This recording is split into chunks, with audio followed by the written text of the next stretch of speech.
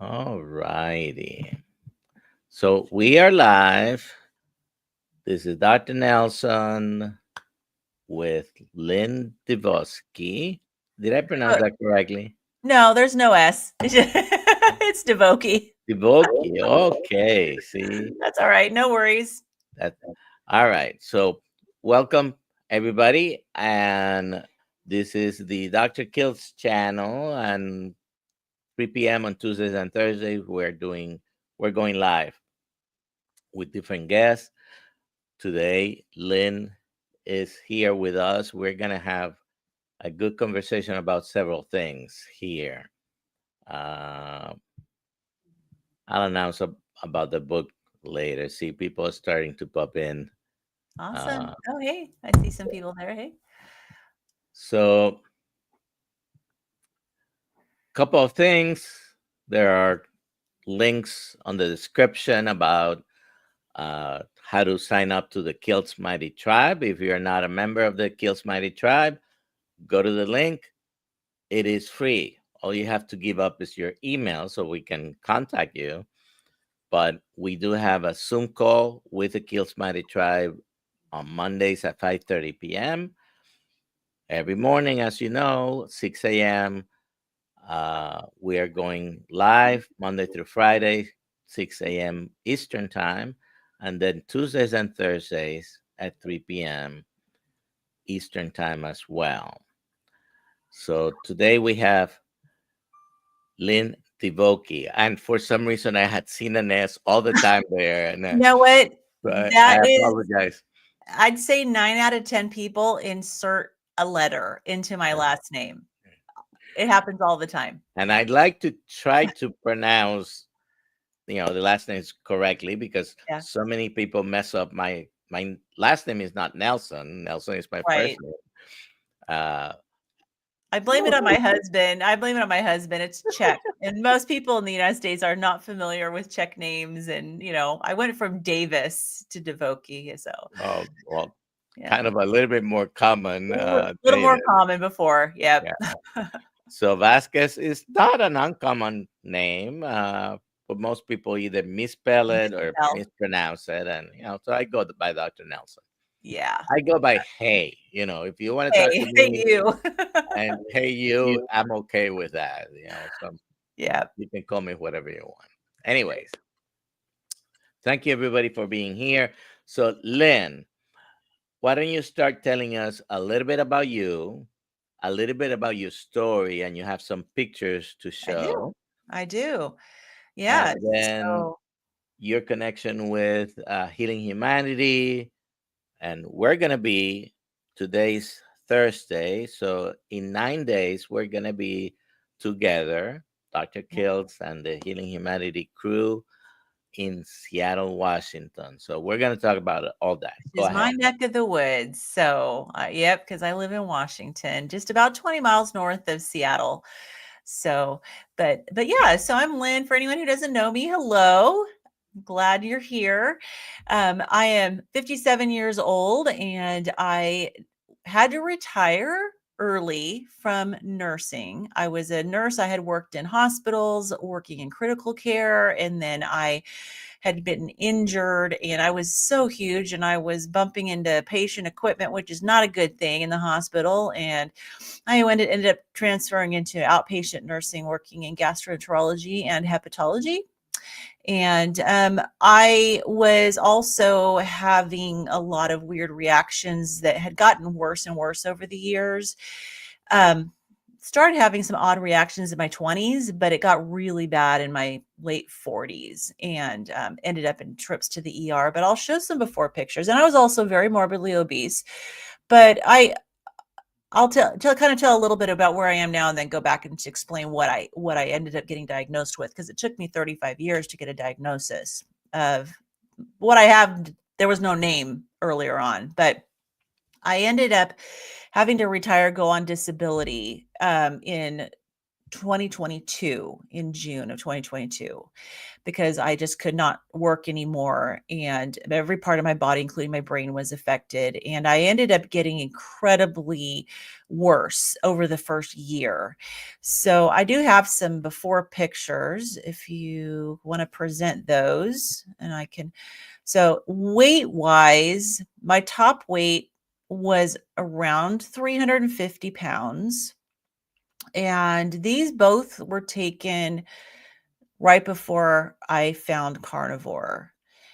So it was, and I was huge. I was very large and I was very self-conscious. I was very swollen. Obviously, my face at some points were more swollen than others. Like the picture on the right, I was incredibly swollen, even more so than the picture on the left. I think I have another picture. Next screen over, next slide. Are you able to advance to the next slide? I guess I can. I Yes, didn't notice. I didn't yes, realize I had control too. Okay. yes, yes. But the biggest thing was inflammation in my body. And so this was my face. And this was a horrible case of rosacea that I struggled with all the time. And I show this as an indicator of what was going on inside of my body. It was very, very inflamed, and how bad my skin felt, that was looked is how bad I felt inside. Every part of my body was in pain and dysfunctional. And then, of course, there's a more recent picture of me today after losing 130 pounds, and I am so much healthier. Looks like a totally different person. And Yeah, and definitely, I'm I think you've even have some picture because you showed the picture right now. I think I've seen at least one picture where I guess the rosacea was like really angry. yeah. Uh, Yeah. And the rosacea is completely gone now. I don't wear makeup. So my face as you see it today is makeup free and I have no more rosacea. we have that in common. I don't wear makeup either. Yeah, awesome. So anyway, so those are my before and after pictures, but I can go back if you want to remove the slides. I can go back and share a little bit more about what what happened in my life. So because one thing I found is that there are so many people every time I share my story, I find people who say, "Oh my goodness, I don't know what's wrong with me, but I sound just like you." And so I started in my 20s with having issues with really severe heat intolerance. Did live down in California in the Central Valley and it would get hot, but I would have these really severe reactions to heat very quickly to where it would be almost stroke level. And I also had exercise intolerance. Couldn't, I would try to exercise, but it would make me feel worse and it would wipe me out for days and days, if not a week. And I would just have nothing left to do anything. It drained the life out of me. So that was kind of early in my 20s. I also developed fertility problems. I had PCOS, went through many fertility treatments and nothing worked. I did artificial insemination 4 times. My insurance wouldn't cover in vitro and we couldn't afford it back then. So I gave up and I did end up adopting my kids, which was a blessing. And so I wouldn't trade that for anything. I do have, my youngest is now 29 and all my kids are married and I've got 3 grandkids. And so, you know, I don't look back with any regrets, but I did continue to get worse and worse. And I ended up having, I don't know if it was because of all the fertility treatments or if it was because of just my disease in general that I didn't know I had. I ended up with psych issues and I had very severe anxiety. Anxiety was the bigger component for me. And I did have depression too, but mostly panic attacks. And I did end up in a psychiatric hospital in my early 30s. I absolutely crashed and I was convinced I was going to die. And that's why they admitted me because I was not rational. I was convinced that I was crying and sobbing and in the intake and they just said, okay, we're admitting you. And, that led to several years of many, many psych meds, trying different things, therapy, with a psychiatrist, a psychologist. And it was just I did get through it, but I did not understand how my diet impacted my mental health. And I was always looking for an energy source because my energy was incredibly low. Like I sometimes I wondered if I had chronic fatigue syndrome, but I don't think when I was in my 20s, I don't even think I've even heard of it back then. But I was always looking for an energy source with food. And so sugar would just give me that burst of energy. So I did eat a lot of sugar, and I did go through periods of time where I tried to get healthier, and tried to do more whole foods. And it was a lot of prep, and I just didn't have the energy for it.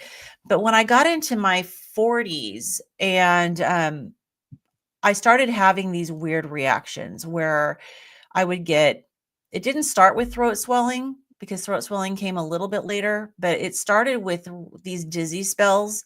And I'd have like tachycardia, dizziness, severe hypertension. I'd get really flushed, and I'd have these flushing episodes, and multiple trips to the ER with no answers. And so I ended up seeing 17 different specialists over the years. I finally, after one trip to the ER. I got to ask you this. Mhm. Any of those 17 ever said anything to you about your diet? No, in fact, over the years, with all the doctors that I saw, and I was morbidly obese, the only time my weight even came up was if I brought it up. And I understand that there's doctors who will just like, hey, that's not my thing. But a primary care doctor, it should be their thing, right? It's your whole body, right? They're supposed to be there to help you be as healthy as you can. But never, no, diet was never a thing. They were always looking for something else. All And right. so I So had brain go ahead. MRIs, and I had all sorts of, tons and tons of tests. But finally, after a throat swelling episode where I ended up in the ER again, the doctor did series of allergy tests and tested my serum tryptase levels. So all of the allergy, there was no indication that there was an allergic reaction that caused the throat swelling, but the tryptase was elevated. So that kind of raised a little red flag, and that's what got me finally on the right path. And years later, after seeing an allergist and then finally getting a bone marrow biopsy and everything, I got diagnosed with mast cell activation syndrome. They thought I might have systemic mastocytosis because my tryptase levels were over 20. And so they ended up doing a bone marrow biopsy. So not everybody who has mast cell activation syndrome has to have a bone marrow biopsy. Most people don't. But by the time I got my diagnosis, I was in pretty bad shape, and I was working, and it was during the pandemic, and I was working from home at the time because they initially sent all of us home that could work from home. And then they started bringing us back like in June of 2020 to work with patients again as nurses. And I had to wear a mask, and the heat from the mask caused an anaphylactic reaction, and my throat swelled, and I was, tachycardia, hypertension. It was, so my boss said, obviously go home. And so I ended up working the rest of the pandemic from home, triaging patients, helping manage patient care, and helping patients over the phone. But even with that, I got worse and worse, and I ended up getting an infection. It wasn't COVID. It was an abscess on my chest, and we found out it was from a hot tub. I had a tiny little cyst on my chest, and I sat in a hot tub, and it got some bacteria in it, and it grew and grew, and it wasn't responding to treatment. I ended up needing to get it drained and packed and go back like every other day. It was really bad. And that just put my mast cell activation syndrome into a massive flare. And so here I am on, trying to triage patients, trying to help patients. I could not function. Not only was I constantly nauseated, and so just if you go, I have a slide I can present. Let me just share my screen here for a moment. I want to just share a little bit about, if I can find it. Not that screen, that one. Okay. So I wanted to show this because this is the easiest way for someone to really see what the symptoms are of mast cell disease. So it affects every part of your body. And I was experiencing almost 100% of these symptoms, even bladder irritability. I mean, my bladder would just release its contents without any warning at all, and which was absolutely mortifying. But the bone pain, muscle pain, joint pain was horrific. Gastrointestinal, I was constantly nauseated. Abdominal pain, bloating, definitely GERD. I had definitely the nasal congestion, but my throat would swell. I couldn't catch a deep breath. Neurologically, brain fog, cognitive dysfunction was horrific. Now, at the time that I had my flare, I wasn't dealing with the anxiety and depression anymore, but I would be talking to patients, and in the middle of what I was saying, my brain would freeze or my speech would slur, and I couldn't get my words out. And you can't function as a nurse that way. That's not safe. But I was experiencing the frequent flushing, and I was having obviously the skin was horrible, as you saw from my face.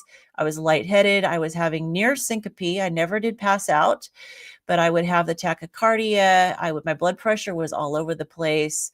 And of course, earlier on, I would have my, gynecological issues. I did not realize until I got diagnosed that every condition of my life could be explained by mast cell disease. And of course, these are just some of the symptoms. And then you can also they can be sudden and unpredictable, and they can be systemic, which can mean you can have anaphylaxis. So that is basically what I was dealing with. We have And a couple of questions here. Let me bring this one up. I've heard many carnivores say they have histamine intolerance. They want to know what to eat, what to avoid. Can you expand on this, please?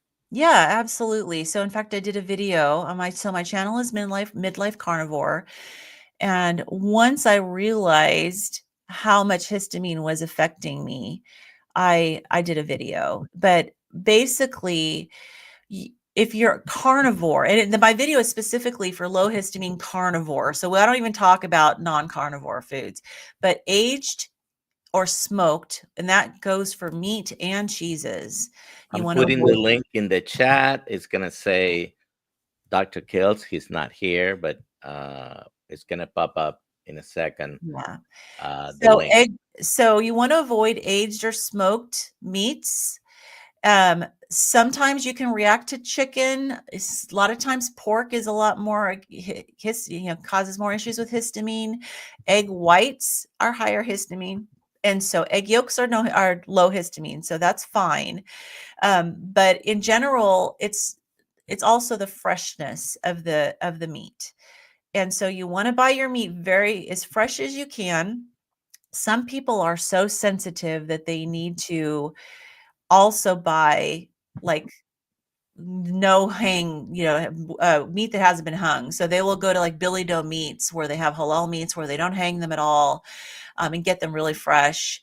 I'm not that sensitive, but if you're really sensitive to leftovers too, the longer they sit in the fridge, the more histamine will build up. So some people are very sensitive. They have to make their food and eat all of it, or if there's leftovers, freeze it and bring it back out and defrost it when you're ready. Things like slow cooking builds up more histamine. Ground beef has higher surface area, so there's tends to be higher histamine than like a whole steak. But the degree of sensitivity is very individual. And one thing with histamine intolerance is if it is truly just histamine intolerance and not mast cell activation syndrome, it can reverse. I mean, it usually is because, your histamine bucket has gotten too full. You need to drain it, and you may have a little bit of sensitivity. But when it comes to mast cell activation syndrome, we tend to have to be a little more careful longer term. Well, I know that you had several, I don't remember how frequent they were, but several anaphylactic reactions, basically. Yes. And you haven't had those in a while now. Yeah, so before I started carnivore, and so my carnivore journey began. In fact, okay, so I'm making this announcement. Today is my 2-year carnivore anniversary. Oh, Yeah. Congratulations. I Thank had you. forgotten today's my 700 days, Yeah, by the way. awesome. Very Yeah. good. Yeah. But yeah, so 2 years officially. So, so my husband brought my attention to, and I had been carnivore before for like 6 weeks, and I thought it was just about weight loss. And then I forgotten about it. I quit doing it. My husband had brought Amanda from Carnivorous Me, her channel, to my attention. And that's when I realized that it was also about healing. And so when I decided to try it again, I went cold turkey, which I don't advise people to do, but that's what I did because that's just my personality. And I went cold turkey into it. But it was several months in where I realized, wait a minute, I'm eating high histamine foods. And so that's when I finally cut back on the histamine, and I decided, and that's when I had the biggest turn in my symptoms. So that rosacea picture, I was already carnivore. I was several months into being carnivore when I took that picture. And I realized that I needed to have more healing. And so I went on a very strict low histamine lion diet. And that's what really turned things around And for if you, the reason I have your video up here on a tab is not because you were going to be on today. Every time anyone asks about that, I put the link. me. Uh, give them listen. You did such a good job. It's what 45 minutes or something like that. It is a college level lecture on mast cell activation syndrome, is histamine intolerance, uh, all the related things to this. So why try to explain it when it's very well explained in this video? So go to the video. I put the link in the chat, Yeah, and and obviously, I'm gonna be working on a course too for the Healing Humanity Life website that's gonna go into even more detail. okay, Yeah, so when you have it ready, you're welcome to come to one of our Zoom meetings on Mondays. And yeah, 2 a.m. for me or 3 a.m. no, Friday. no, no. I'm Oh, talking about the Zooms on the Kiltz Mighty Tribe. It's at 5:30 p.m. okay, Eastern, okay, which is okay. 2:30. It's about this time in the afternoon. So no, we Yeah. don't need. I know you're on the West Coast, so Well, I have come one time I came on to the, to your early morning one. I just didn't even bother going to sleep. And that was, and that's fine. I can do that. I've been quite a night owl, but as I've gone and as I've learned, I have learned from the doctors who really know mast cell activation syndrome, and they're not carnivore doctors, but I did learn a lot about mast cell activation syndrome from them. And it is still listed on the NIH website as rare, and it is not.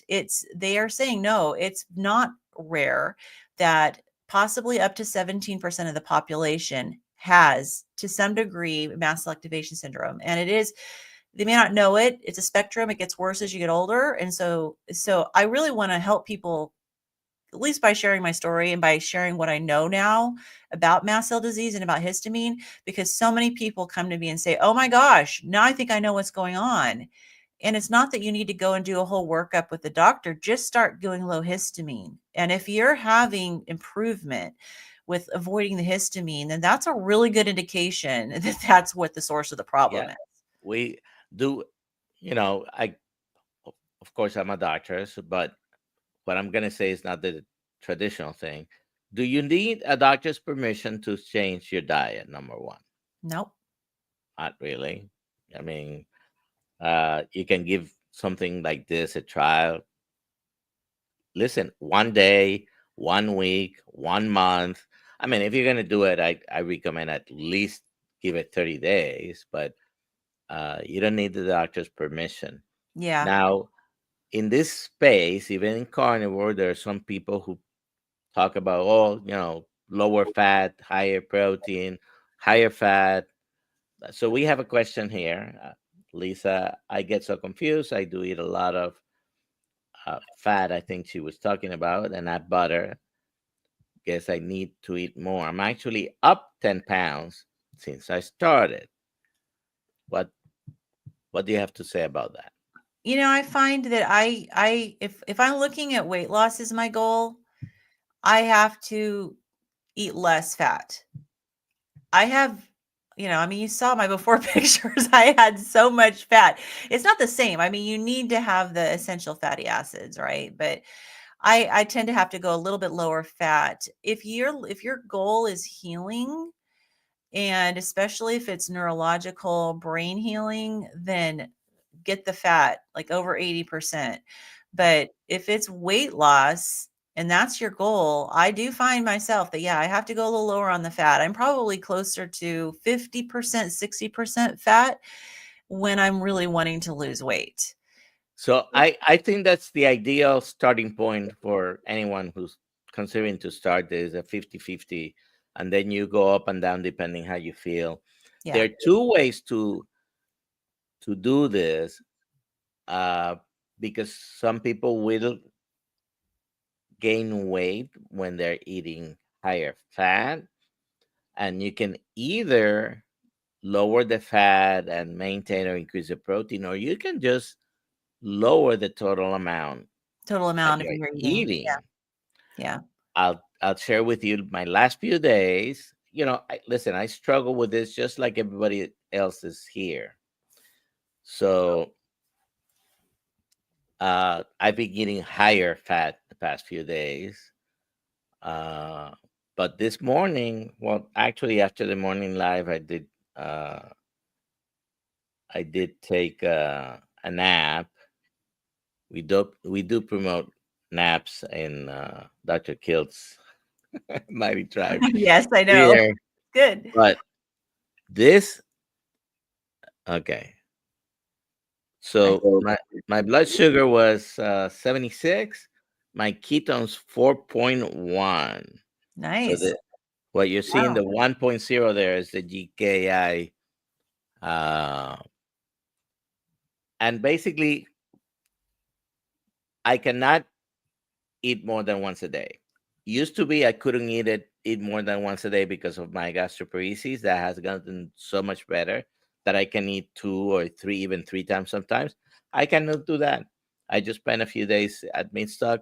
There was animal-based food 100% all the time there. So I spent 3 days grazing. That's not good for me. I Yeah. can't.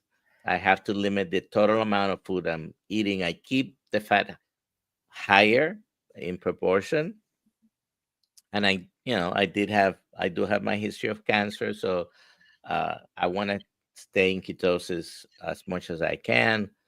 But I even eating once a day, I also need to just limit the amount that I eat, and that way you can lower the total amount that you're eating and keep fat to protein ratio higher.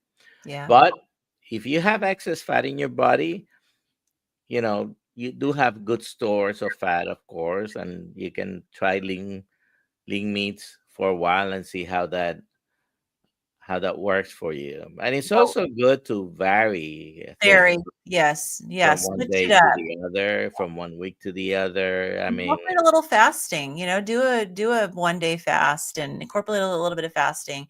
But that definitely helps. over the 2 years, and of course, as a nurse, I'm always looking at things from a pathophysiology standpoint, trying to figure out the pathophysiology on what's going on. And I have yet to figure out the pathophysiology on why some people are fine with eating tons of fat and they still lose weight and other people gain.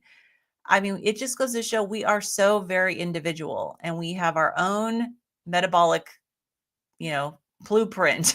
Yeah.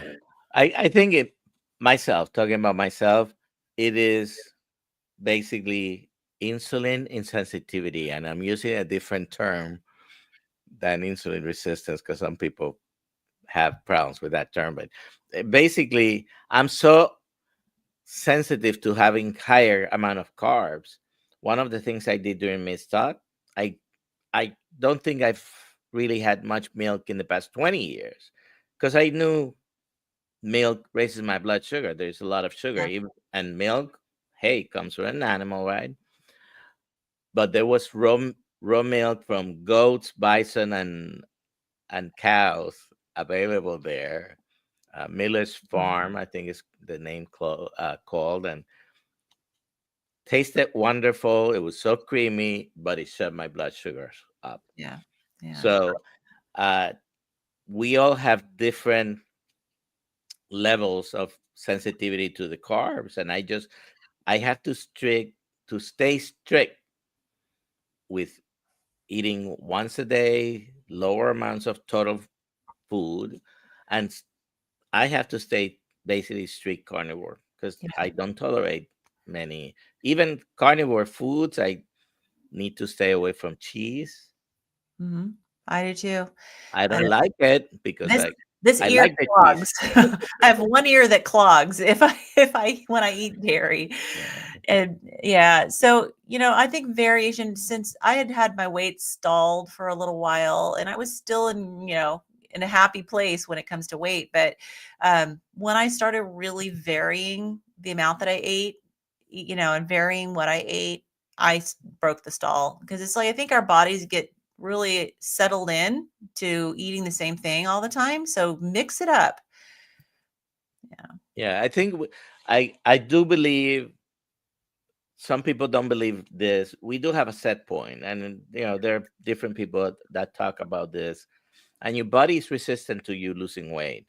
The default for everybody is if you eat a lot of food, you're gonna gain weight because that's what's supposed to happen. Yeah. And when we do it too much, this is how you end up like this guy over here. Yeah. Uh, but then you need to find your level of sensitive. You have to, sometimes you have to tweak your diet a lot. Some other times it's simple for some people, and everybody has to find where they are. And once you find your lane, you're staying within your lane, right? Right. So I'm very sensitive to things that are even carnivore, cheese, dairy. Oh yeah. Just like me with the histamine, Yeah. I it took me like probably 4 months in before I realized, oh, wait a minute, I'm eating all these high histamine foods. I had started to lose weight, but I was still having reactions. And you mentioned that the frequency of my reactions. So I do have an EpiPen, but I fortunately have never had to use it. But I did find out before I was carnivore that I could kind of arrest the symptoms and get them under control. Oh, thank you. Um, by taking chewable Pepcid and a rapid dissolved Claritin. As soon as I start to feel the throat swelling, and my heart rate would start to go up, and I would, as the Claritins are dissolving in my mouth, I'd feel my heart rate go down, the swelling in my throat would go down, and I could avoid trips to the ER that way. But Yeah. I was You want to needing, explain? You want to explain a little bit more about the medications and why for the yes. people? So histamine, we have histamine receptors in our bodies, and so two of the biggest most common ones are H1 and H2 receptors. And so the Pepcid is an H2 blocker, the Claritin is an H1 blocker. And so taking both of those at the same time, I started out only taking the Claritin, and it did help. But once I realized that adding the chewable Pepcid really helped, I started taking both of them. And so for people who have kind of out of control mast cell issues, histamine reactions, I definitely recommend taking an H2 and an H1 blocker just to get things settled down until you get under control, because it's scary. And if your mast cells are all uncontrolled and they're reacting inappropriately, you got to get them settled down. But I was needing to, even when I first started carnivore, so let's say before I started carnivore, I was needing to take those I called them my rescue meds 2, 3, 4 times a week. There were And really your rescue meds. they Yeah. were my rescue meds, just because they're not, just because I could buy them over the counter doesn't mean that they weren't saving me. Yeah. They were definitely saving me. And I also have a genetic condition called hereditary alpha tryptopenia, and where my mast cells, when they degranulate, and I do actually have, let me share just real quick. I do actually have a screen up with a mast cell. So Well, while people, you get that, I've I worked a lot in emergency room my first 20 years. Haven't worked in emergency room the last 20, but anyone who came to the emergency room with an anaphylactic reaction, whether it was mild, moderate, or severe, they will get number one corticosteroids or cortisone shot, Yep. I'd get prednisone. and then you will get a Benadryl. That's Yep. the prototypical antihistamine, Benadryl. And then they would get also either ranitidine when it was available, or famotidine IV, Yeah. That's because that's when I realized that it was that to I shut needed. down the whole. Yeah. And basically it's an anaphylactic reaction. You're having a histamine reaction, not the same in the same way that a mast cell activation syndrome necessarily is. Right. Right. So my allergy tests in the ER were negative. So that's why often they would not give me the things you were talking about. But I usually had taken them already. So, when I'd start to have a reaction at home, I would just pop Benadryl. That was before I knew about the Claritin and the Pepcid. But my last trip to the ER, I took Claritin on the way there, and I ended up needing to take two. And then when I was in the ER, most of my symptoms settled down, except this weird sensation that every single cell in my body was vibrating. And so I had the doctor look up the emergency protocol on the Mast Cell Society, which is where I got this picture too. And it mentioned the famotidine, and because I told him, look, I've been diagnosed with mast cell activation syndrome. Why don't we go through the meds on this and see? And he said, well, why don't we try famotidine? And so they gave me 20 milligrams of IV famotidine, and within probably 30 seconds, all the vibrating cells settled down. So that's when I realized I needed to add a chewable famotidine to my protocol for my rescue meds. But this is a mast cell. I just wanted to show this picture because it shows all these they look like little air pockets in here. But this is these little granules in here are what release. Histamine granules, right? Yes. And I hear anything from 200 to over 1,000 different mediators that are within a mast cell. So I don't know what the actual number is, but histamine is a main one. And so when your mast cells, they're part of your immune system, so they play a very important role in helping you fight against pathogens. They release these mediators that go out and they do a good job for you, but when they're behaving inappropriately, that's the problem. But yeah, they do something called degranulate. They release all of these mediators into the system, and histamine is one of the main ones. So I wanted to show that just so that people can get an idea of this is what was happening in my body.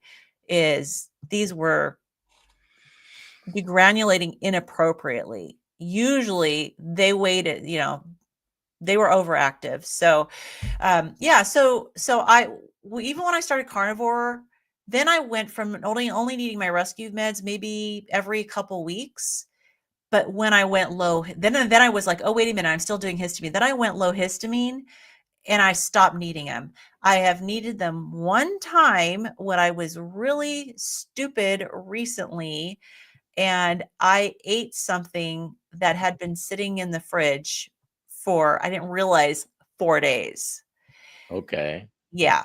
And I did end up needing to take the medications. Yeah. But my throat didn't swell. I was having other symptoms.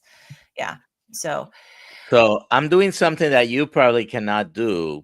Yesterday I had two and that picanhas. comment is correct. Okay.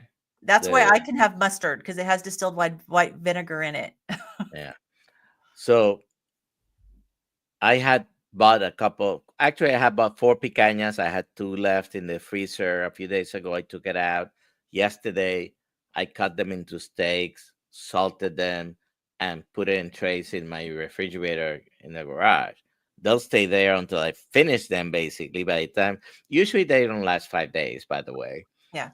But you probably wouldn't be able to, or maybe you can now, but I don't even know. 4 days of aging, 5 days, uh, might not be a good thing to even do for Yeah. you. Well, I do have a DAO enzyme supplement.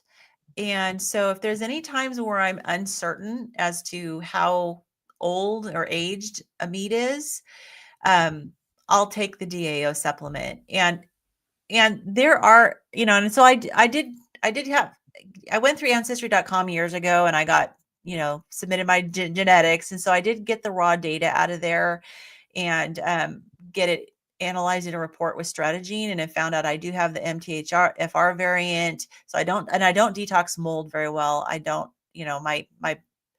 my homocysteine breakdown is not good, but I also have a slow DAO enzyme, which means that's the enzyme that breaks down histamine in your body. And so if your DAO enzyme is naturally slow, you're going to break down histamine a lot slower. And so for me, that's kind of an ongoing thing. I don't know if that can be fixed or not, but I do always have my enzyme available. And so it does help.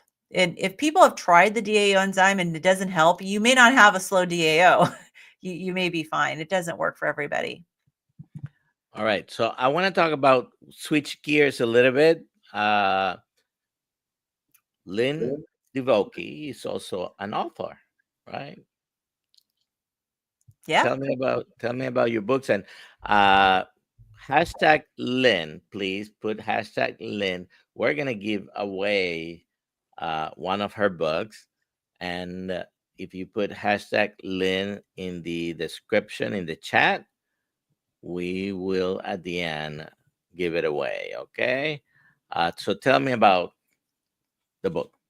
Yeah, well, I've been writing my whole life as a hobby, and I do have some things I've published that I've written under a pen name because of my sensitivity with my kids. They were all adopted from foster care, and I've shared some of our life stories. But to protect their names, I write under a pen name, so I won't share those. But I had also published some coloring books when I was disabled. I needed something to do, but after becoming carnivore, I did connect with Amy Hosp. And most of you, a lot of you probably know Amy and met her last year when we were in Hack Your Health in Texas, and we found out we both published books.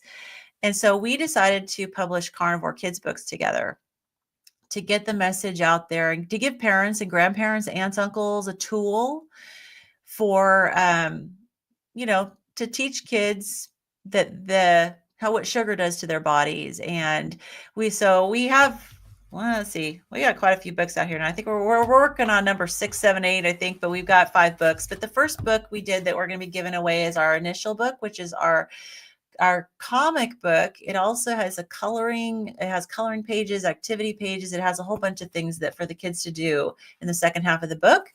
But we made beef, bacon, butter, and eggs into superheroes. And so this is the book that we're giving away.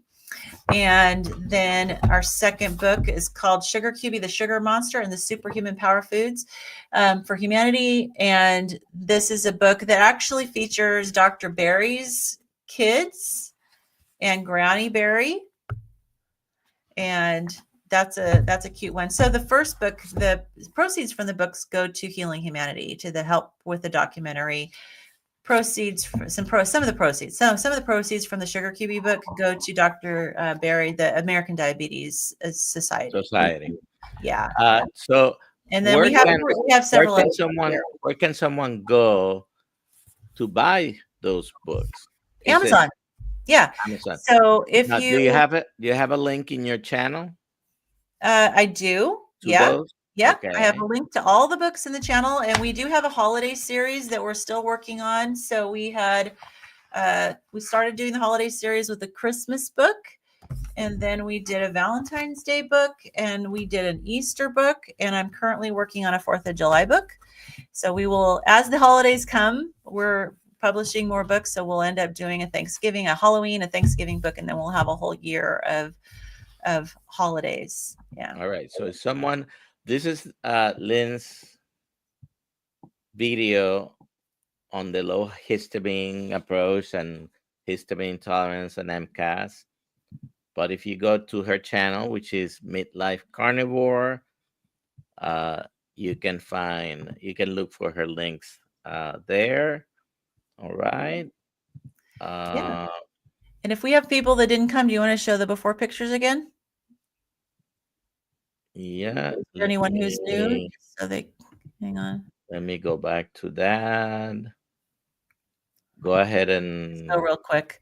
Yeah, so anyone who wasn't here at the beginning, just wanted to recap, my before pictures. So this was me around 350 pounds. I stopped weighing myself at 350, so I don't know. I was probably 350 to 360. And then this was the rosacea, which again, I feel like when I went low histamine lion diet, it really healed my gut, which I think was what healed my skin. And then this is me today. Well, not today, but recent. well, I'm a few pounds thinner than I was there. so So, this is the most important thing. I think a lot of us may have gone into this way of eating because weight loss, right? yeah. I, in particular, was trying to tweak my my blood sugars, and I was able to get rid of a lot of insulin and medications. And then I found out a bunch of benefits that I wasn't necessarily expecting. Right. So, so this is the most important question, regardless of how you look before and after. How do you feel? Wow. Well, I went from being totally disabled and basically just being able to lie down sedentary all day. Um, my only walking was between bed, recliner, couch, bathroom. I couldn't even be in the kitchen because of the heat from the kitchen. I couldn't even be in the kitchen. So forget the kitchen. But yeah, I have a life now. I can travel. I'm doing a lot of traveling, going to the events with Healing Humanity. I'm probably the only person in the economy section in the airplane who's happy to be in economy because I can actually fit in the seat and not have to have a seatbelt extender.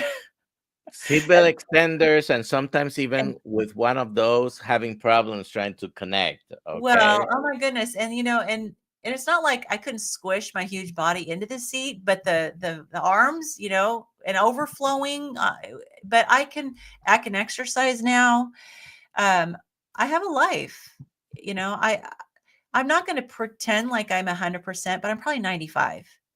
You know, I have the hereditary alpha tryptophanemia, which my mast cells are going to degranulate. They're going to. That's what they do. So when mine degranulate, they produce extra copies of tryptase.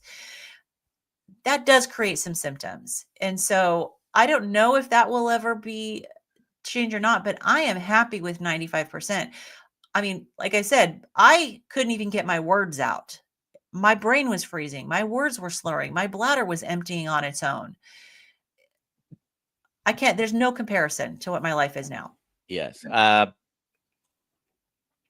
We should always strive to do everything perfectly, and but don't ever let perfect be the enemy of good, because Correct. guess what? None of us is perfect. I I always say I know I'm not perfect because I've been married 40 years and she keeps telling me I'm not perfect. Yeah. She's listening somewhere here. It's funny because Uh, I'm the only person who's speaking at this meetup who's not on the thumbnail. I'm going to have to get after someone. oh, well, that is from your Healing Humanity I know it website. is. I But don't know. listen, you do know that I say I'm the Rodney Dangerfield of the carnivore Yes. world. Guess whose picture is not on the Boston meetup? Really? Okay. So even my team forgets as well. Yeah. Uh, I don't know. Maybe it's just like, oh yeah, it's just it's expected. Lynn's gonna be there, Sharon. So but the main attraction there, we have to take our hats to him, Dr. is Baker. Dr. Baker. Dr. Baker, I mean, he coined the phrase carnivore diet because before his book, it wasn't really called the carnivore diet. And so we've been eating carnivore, basically animal based, for thousands of years, Yeah.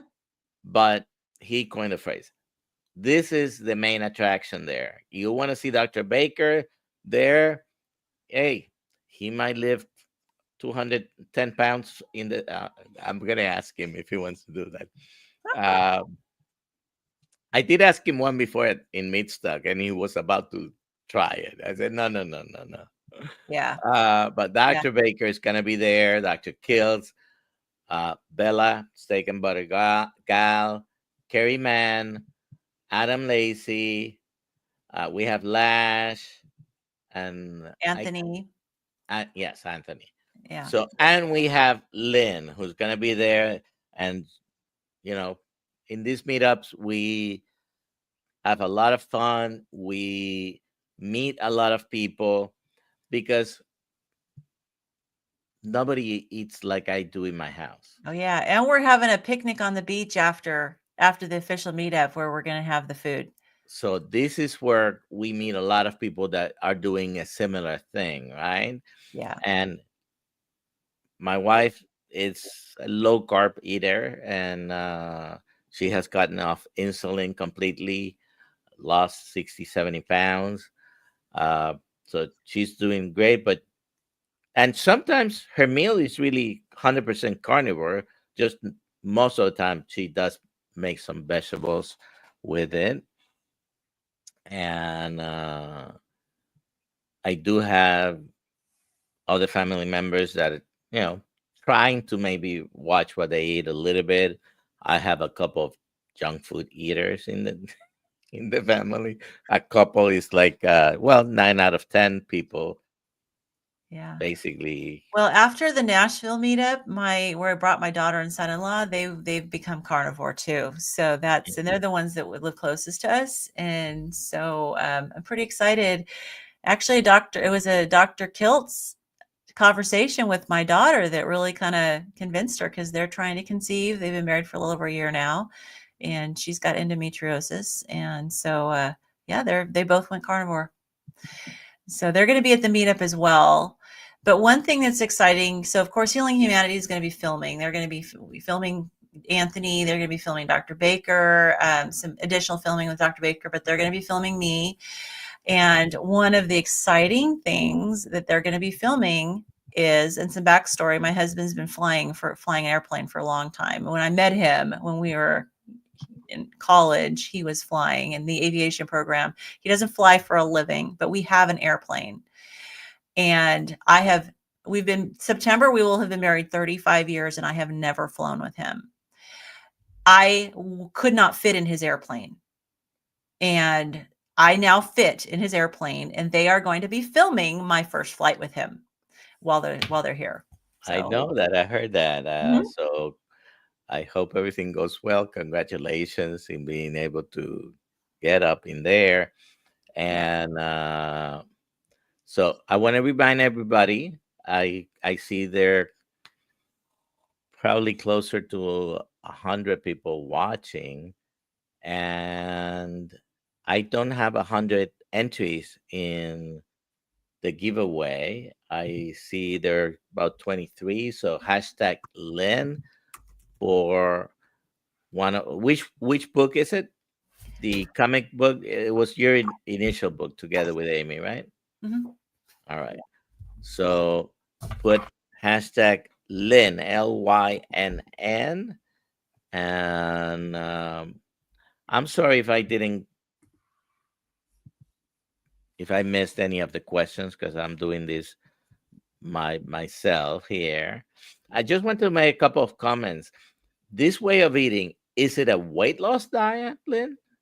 It can be, It can but be. it can be, but I think that people who go into it for weight loss are going to be really surprised when they find out that it's not just about weight loss. Yeah. It Well, to me, it is a therapeutic diet. And yeah. I would really, really hope that at some point the medical community will see it that way. They already see the ketogenic diet as a therapeutic diet for certain conditions, Yeah.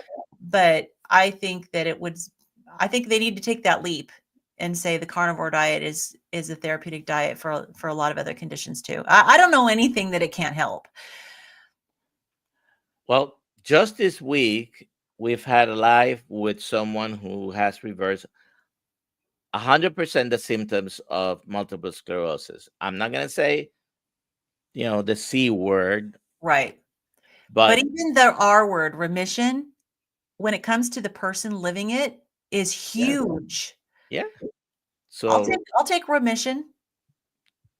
and I'll be in remission for life if There I you go. can. Uh, that's not a problem. Whether you call something reversal, remission, cured, I mean, it is better. It's not giving you the symptoms you were having. And if you're not taking the medications you had to take, like Diane Ladd, who's going to be in the Boston meetup for 8, 9 years, took medication for her multiple sclerosis. Now she's not. She's doing great and not taking the medication. Right. And we keep hearing Parkinson's disease improving. Some of these things you might not be able to get rid of, but if you improve your symptoms without having to continue on medications, Right. I have I lost count 7 to 10 prescription medications that I have been able to eliminate. Uh, do you have a count of medicines that you were taking? Yeah, I mean, I had a list before I went carnivore. There was probably about 30 things on it, and they weren't all prescription medications. They were also supplements that my naturopathic doctor wanted me to take. But quite a few were prescription. And Probably you've maybe been able to eliminate a lot of them, right? yeah, yeah. So the ones I do still take a couple, and I don't know. I may take them, but I have to take a couple of compounded medications. One is ketotifen, which is it's an H1 blocker, but it's also a mast cell stabilizing medication. And then I take low dose naltrexone, which has been really, really helpful for like brain inflammation. I started taking those a while ago. So I may wean off. I tried to wean off a little bit of the ketotifen, and I became more symptomatic. So it might have been too early. But I do have a few supplements that I take because of the MTHFR variant. I do had low folate levels, and so I needed to take a something called homocysteine supreme, which has the methylated B vitamins and helps to support that homocysteine pathway. And then I also take something called Safe Cell, which is a glutathione supplement because I did test positive for mycotoxins twice, and to help me with detoxing from the mycotoxins. But I take vitamin D, I take some magnesium. So, I'm not against supplements if you need them. I think that because of my genetic testing, I've been able to show which ones I need. All right. Well, again, thank you everyone for being here. I'll give you one more minute to put hashtag Lynn, and you're gonna get one of Lynn's book. That one is with Amy that you wrote, right? Yes. Okay. Yeah. Most of the books are Amy and I together. Okay. Yeah. I did the Easter one myself, but yeah, most We've of them are had us together. we've had Amy here, and she's frequently in the chat. I haven't seen her today, but all right. So I'm gonna go ahead and press the button. I only see 34 entries, but yeah, you snooze, you lose. Increases your odds.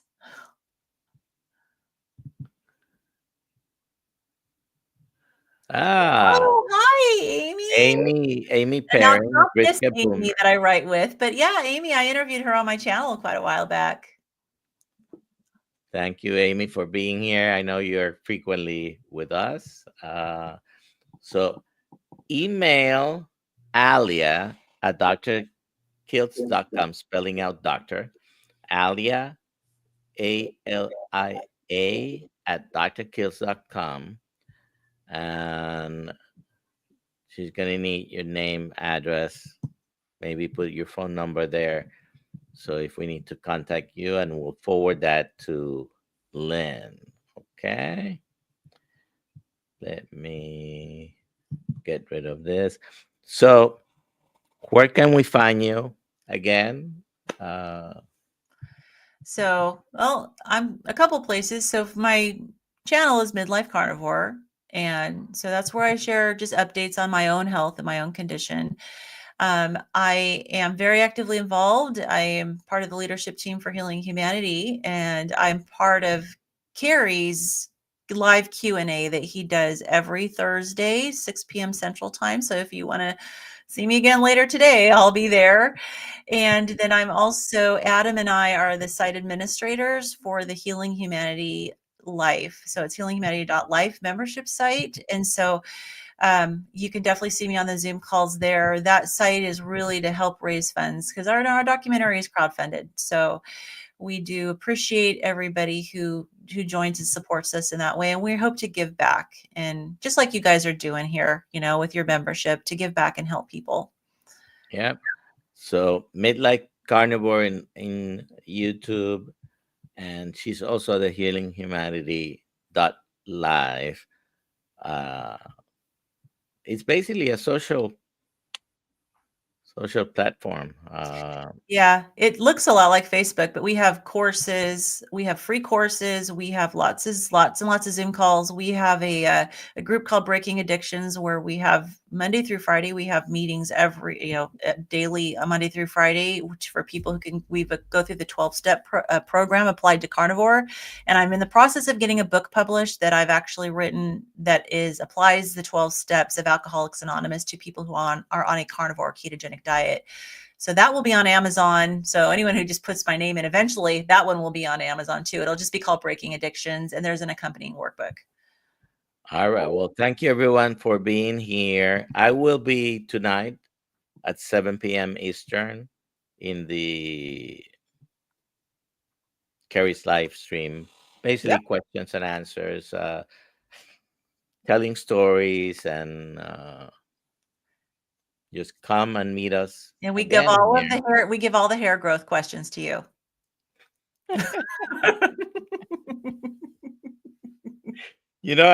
I do have to shave my head more frequently. I can say that. Hey, But that's something. yeah, this diet is not gonna make me perfect, but I'm so close. It's scary. Okay. Uh, anyways, thank you for being here. We've been past the hour, so I don't want to leave, but we have to. Yep. Thank you for being here, and we'll see you tomorrow morning at 6 a.m. Uh, here next week. We have a bunch of good guests lined up as well. So stay tuned. Have a good day wherever you are.